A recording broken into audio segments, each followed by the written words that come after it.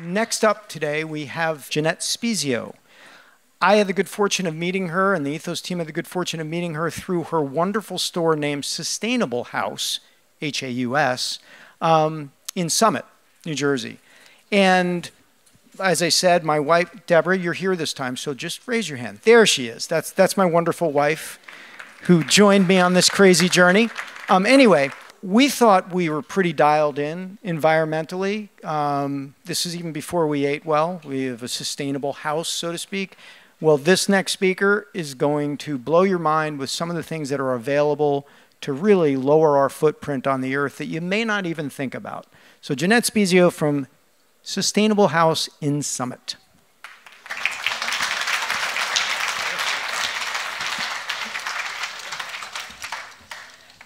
Hello, everyone.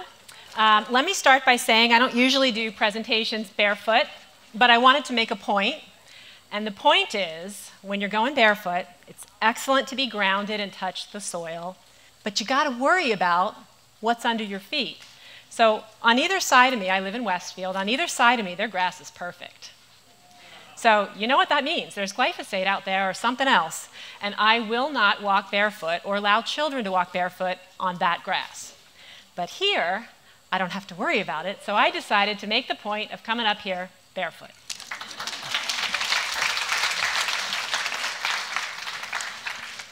How many of you guys are plastic-free? And let me clarify, single-use plastic-free, non-toxic kind of stuff. Who really focuses on that a lot?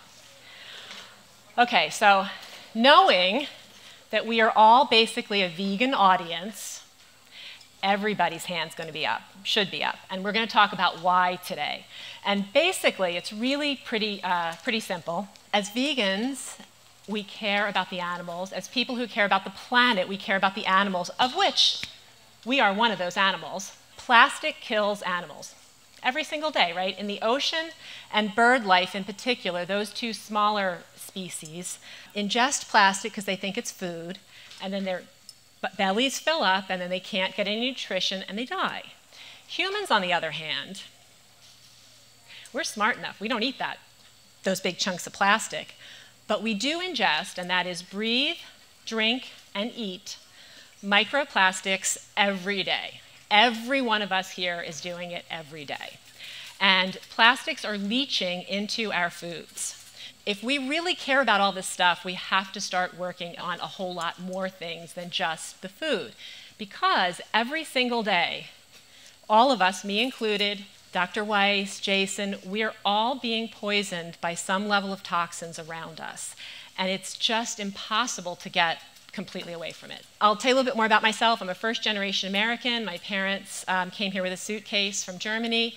I learned how to sew as a child. My dad had an organic garden. My mom worked in a health food store, and we didn't have very much money, so we lived kind of like a homesteady sort of suburban life.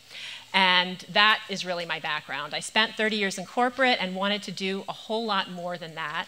I was on the board of the Greater Newark Conservancy, for all those that love Newark, who farms 2.5 acres of organically managed soil in Newark.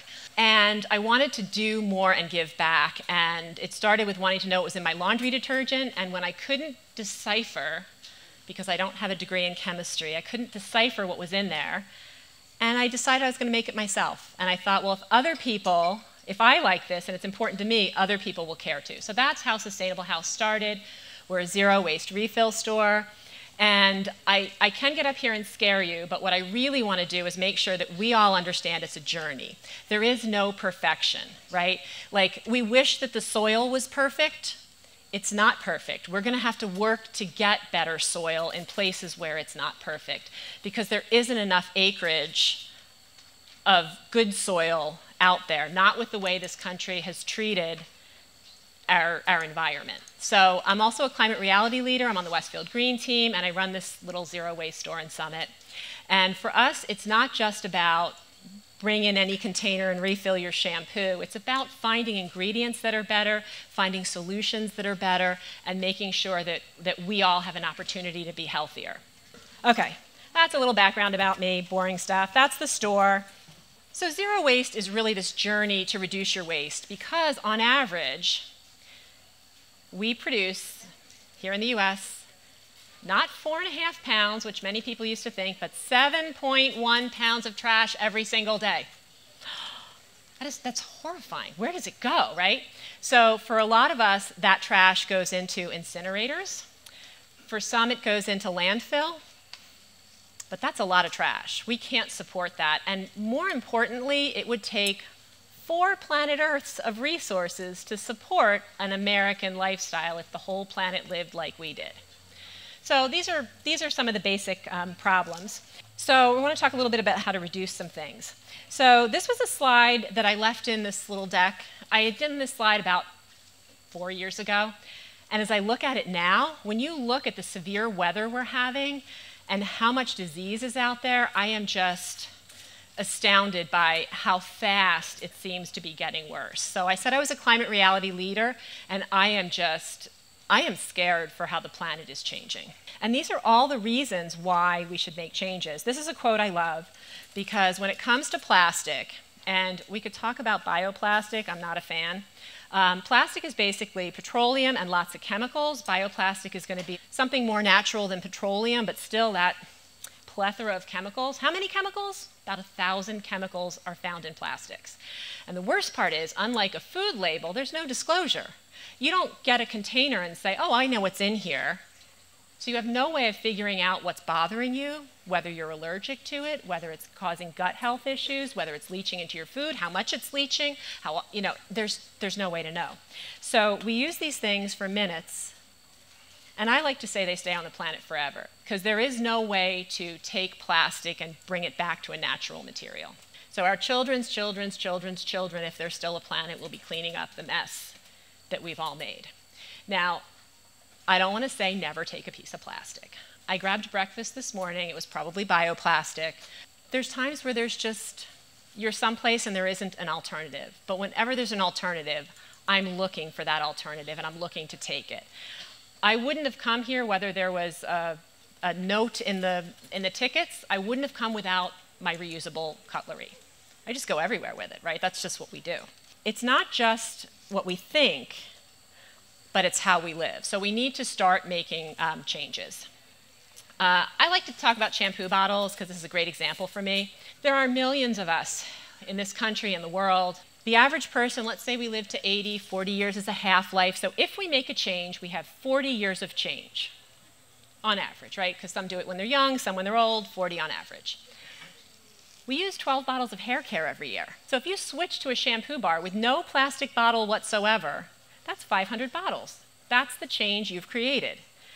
And then that ripples, right? How does it ripple? Well, you tell your spouse, you tell your kids, you get your book club members, you tell somebody at the farm, and all of a sudden, it's 5,000 bottles, and those people then say, why am I buying dish soap in a plastic bottle, and why is that dish soap full of lots of lousy chemicals when I can just use a bar of saponified coconut oil soap? So there's so many easy changes out there. So I like to talk a little bit about toxins, but some of the things to be really concerned about, bisphenol A, right? I think everybody knows you always want to make sure that your can of peas or your water bottle says BPA free, right? We're all pretty taught to do that. There are some 1,000 phenols out there. So what does a chemical company do? Well, when nobody wants BPA anymore, they just create BPS. They tweak the formula, they create BPS, and they can still say BPA free, and we're all happy, but it doesn't mean there aren't any phenols in there.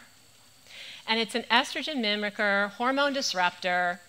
So if you're working hard to have a clean diet and live clean and healthy, and you still have a lot of plastic in your life, it's going to be a problem. And it's not just plastics. It could be in other products as well.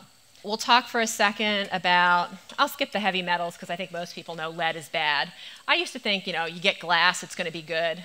Ball mason jars are lead-free, the new ones. But there are so many things that would shock you. Pretty much every Pyrex measuring cup with the red writing on the outside, that red writing has lead in the paint. And you might say, okay, but I'm using the inside, right? I'm just using the inside. I'm just pouring the water in it. It's not going to be that bad. Well, it's probably in your dishwasher. Sometimes it flakes off. You probably stack like I do. You stack like 3 of them in each other, and now it's touching the inside of the next one, right? So there's all these hidden things that we don't realize that we need to learn more about. Phthalates is another one of my favorite. They are a nasty class of chemicals, and what they do is they keep scent and color longer. Do you ever have any friends who say, I just love the way that fabric softener smells. I'm sure most of us in here can't stand it, but there are those people we have in our lives, and they're like, it smells so good. It's the phthalates that keep the scent longer, and it keeps color longer.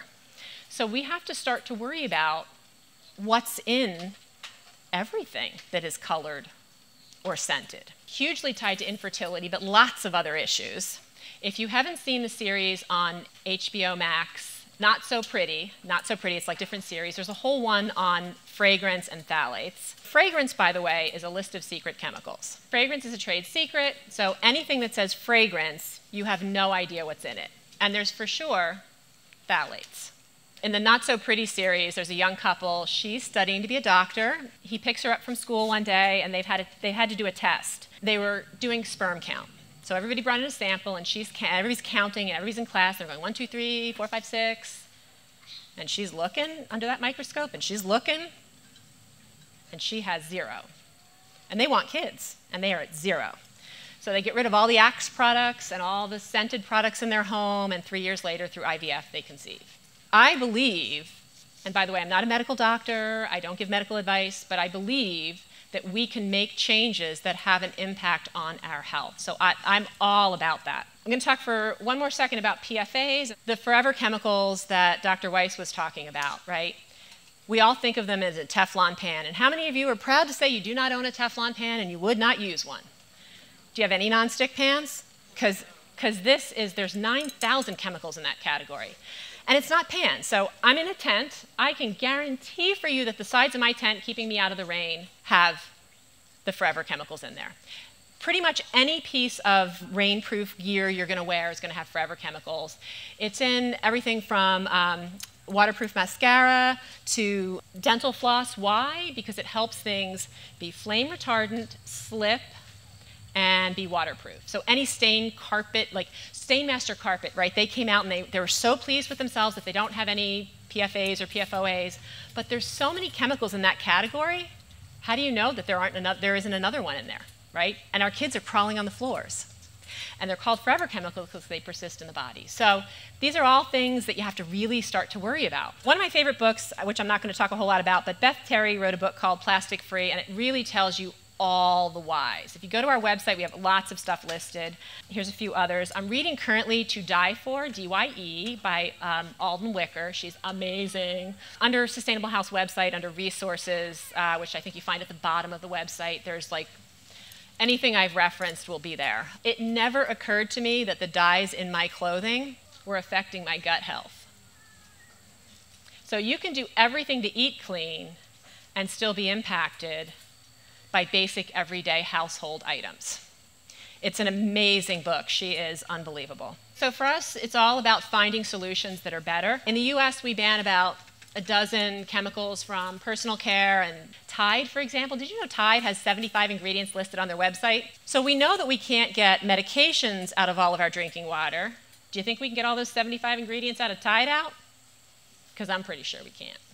We have to find better solutions and not have it be greenwashed. This is a really great one. Rethink Plastic did a study around 2019 out of UCal Berkeley. It was in combination with a breast cancer group. And they tested a small number of women. How small? Like less than 100. And they had them do a bunch of things, right? They had them not eat from plastic, not microwave plastic, not touch heat-generated register receipts. Does anybody ever take a register receipt? Don't take them. When you're going out to eat, use your napkin. Don't touch the register receipt. 250 times the BPA that a can of peas would have. How easy is that to just stop touching them? If you have to work with them, wear gloves. If that's embarrassing, you can get silicone fingers. So there's lots of ways around this stuff, but you have to know that you want to get around it. They also asked them to reduce takeout food and share the message with friends. 68% of the women who had blood samples tested before and after reduced their estrogen levels. And they were all, by the way, postmenopausal women because their estrogen levels were more more in line. The Rethink Plastic study, the case with the doctor and the phthalates, those are examples of how we can make changes in our lives that have a positive impact on our health. Okay, so here's just a few tips for me. Never drink from plastic. Sounds easy. It's hard. Let me just tell you it's hard. For all of us vegans, you got to make your own milk. Because when you buy it, those cartons are all lined in plastic. And plastic is always going to leach, right? Just how much? We don't know, right? Depends on the type of plastic, which is, once again, not disclosed. So don't drink from plastic, and don't drink hot things from plastic. Oh my goodness. If you're going to Starbucks, bring your own mug. And we're not perfect, right? So I got this lovely little mug. It does have a plastic lid. I'm drinking a room temperature drink from it. And if I wasn't up here, I'd take the lid off and just drink directly, but I don't want to spill it. So we all make these choices, right? They're all risk-based choices. With personal care items, you really want to know what's in there. And pretty much anything in the grocery, from processed foods to cleaning products to personal care, is very suspect.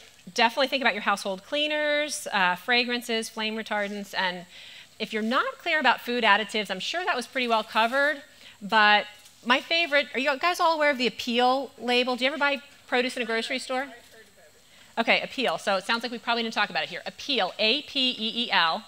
It's a fancy little label. Bill Gates helped, create it and pay for it and invest in it.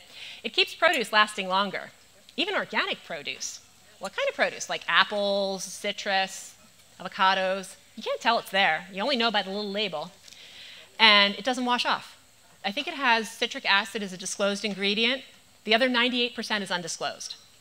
I have a theory. I might be very wrong. I think it might be polyvinyl alcohol, but I don't know.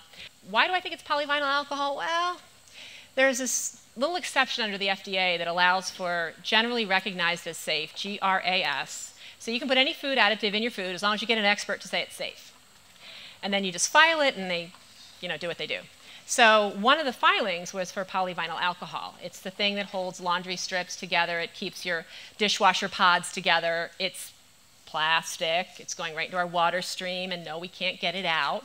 So I think it might be something like that, or maybe a derivation chemical, but I'm not eating it. The idea that a pear could last 2 months scares the heck out of me. If I get a wormhole, I'm really happy, because I know that it was safe for something else to eat, and I feel pretty good. When you make large purchases, last year I bought a couch, this year I bought a bed, do your research. You can find stuff without synthetics, without coatings. You're going to spend more, but do with less. That was my motto. I buy hardly anything new. I buy hardly anything at all except for good food. Just make more educated decisions and thoughtful decisions. If you don't follow us on Instagram, I cover toxins pretty much every couple days. There's something that I mention. And we are solutions-based, right? We try not to just throw out there, here's the problem, but here's what you can do about it. So I want to just challenge you guys to make a change. What kinds of changes are you willing to make? Who's going to stop touching register receipts? Are you going to work on getting another plastic out of your drinking? Are you committed to getting a better laundry detergent? Did you know that 1,4-dioxane, New York State put in place a limit of 2 parts per million. It'll go down to 1 part this December. Tide, Gain, and Arm & Hammer did not pass the test. It's not a listed ingredient, by the way. It's a byproduct of the soap manufacturing, so you wouldn't even know what's in there. It's a carcinogen under the US toxicology report. So there's so many things we can make. Go to cleaning products, clean beauty care and personal care. Stop drinking from plastic. Never microwave plastic. Don't dishwasher it. Don't use those plastic spoons on nonstick pans. Good quality stainless steel and cast iron are better choices to make. Any questions? 2 quick questions. Sure. 1 is about soap nuts. Have you used them? Are they effective? And 2, bar soap. I do use bar shampoo for decades, but bar dishwashing detergent I haven't switched to. How do you do it? Do you submerge it in water? Great questions. Okay, let me see if I can. The first one was soap nuts. I have friends in Germany that use soap nuts on a regular basis. I've tried them. I haven't quite figured out if they're super effective on really stainy things, but I'm a fan because they're basically a berry and they clean your clothes. I've heard people do recipes with things like salt and baking soda. The laundry detergent that I make and that we sell is I take coconut oil and saponify it. So coconut oil made into soap. That gets grated and mixed with superwashing soda and baking soda. Baking soda is baking soda, and superwashing soda is A-rated by the Environmental Working Group. And that's pretty much it. You use a half a tablespoon, it's 13 cents a load. It's pretty easy. So I think there's definitely alternatives. Just don't use the laundry strips and don't use pods. They're not eco-friendly. With dish soap, we sell a bar. I make it. It's, again, saponified coconut oil. All you do is you can let it go into the water, but most effective, just take a wet thing, brush, sponge, or rag, wipe it over top of the soap, and with the water off, soap everything up. If the water's on, the soap dissipates. That's the only trick. And shampoo bars are amazing. And they're not soap. Shampoo bars are shampoo ingredients in a bar form. Hi, if you use glass to replace plastic Tupperware, what do you use to replace baggies? So I like what I tend to refer to as a bento box, a steel box, in place of, that it's great for kids and just running around. I'm not a fan of stasher bags or silicone bags. We sell them. It's one of the few things I sell that I'm not a fan of. And the reason I'm not a fan of it is plastic is petroleum and chemicals, and silicone is a chemical, not glass, it's a chemical, and then the additives, right? Because how else do they make it, I don't know, blue, yellow, pink, soft, pliable, with a zipper closure? Like, you can't just take one chemical to make that. So I think if you're using it very judiciously, silicone is okay to use every now and then, but I like a food-grade stainless steel box. I love mason jars. I like glass containers. We're starting to figure out how to make sure we know which ones are lead-free, because that's a little tricky sometimes, because you want to think they're all lead-free. But Pyrex is a pretty good brand. It's the writing that's the worst part, so I think if you're using regular Pyrex, you're probably pretty safe. And you can put beeswax covers on top. They make them in vegan version if you're not a honey or beeswax person. So it's with a candelilla wax, and it covers anything. Any dish you have in your kitchen, you can just cover, which is great for leftovers, not always for taking. So for takeout, we have, when you're taking it to work and you're commuting with it in a backpack, we like metal better because it's not going to break on you. We have all these great new products that we're learning about. What do we do with the stuff that we have that's plastic, not good for the environment?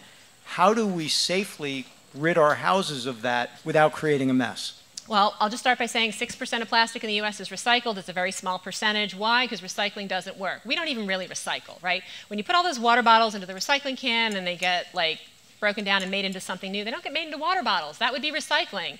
Old material makes a new water bottle. That's recycling. In this case, most of our stuff goes to downcycling. When you put all those grocery bags in, they get made into Trex decking. We needed that, right? How about a wooden bench? So I don't have a good answer of what to do with everything. I think recycling is better than not recycling. In the store, we do take reusable food storage containers. They go to TerraCycle. TerraCycle has had some controversy. Here in New Jersey, if you burn plastic and that creates energy, that's considered recycling. Right? Right? So when you go through these great efforts to do something good, if your trash is going to landfill, definitely get it to recycling, because that's going to be better. At least it gets something made out of it. It's a challenge. The best thing you have to do is to turn the tap off. Just take less to begin with. But getting rid of the old stuff is a challenge. So for me, if I know it's toxic, really scratched up plastic, get it into recycling or throw it away. But don't give it to somebody else where it's just going to make their health a problem. When I was young, my grandmother gave me a scratched up old Teflon pan, and I used that for 4 years in college. Right? They didn't know, but I went to my daughter's apartment in California and I said, "No, get rid of all these nonstick pans." And she said, "Oh, no, they're not mine. They're my roommates." And I said, "Oh, do you eat her food?" And she said, "Yeah." Right? So I think it's best to get rid of the things that we know are toxic in the best way that you can. Recycling is ideal, but there's not always a good use. Okay. Quick question. So the ceramic pans, no good? So here's what I'm going to say. If you're buying a ceramic pan at a big box store and you're paying a small amount of money for it, I would pretty much bet big money that there's some forever chemical in there that you wish wasn't in there. But you really don't know. So it's the Wild West. I found a brand I was really excited about. I'm not going to name them because after I got really excited about them, Lead Safe Mama came up with high degrees of lead and cadmium. and it was a pure 100% marketed as lead-free ceramic pan. I'll tell you the name, Extrema. It was expensive. I was excited about it. But it's a tough world to navigate. So I keep trying new things. I keep doing more research. I research every day. As I find solutions, I share them. I don't have a great solution on that. I just think if we use our stainless steel pans and we use our cast iron, that's going to be your safest.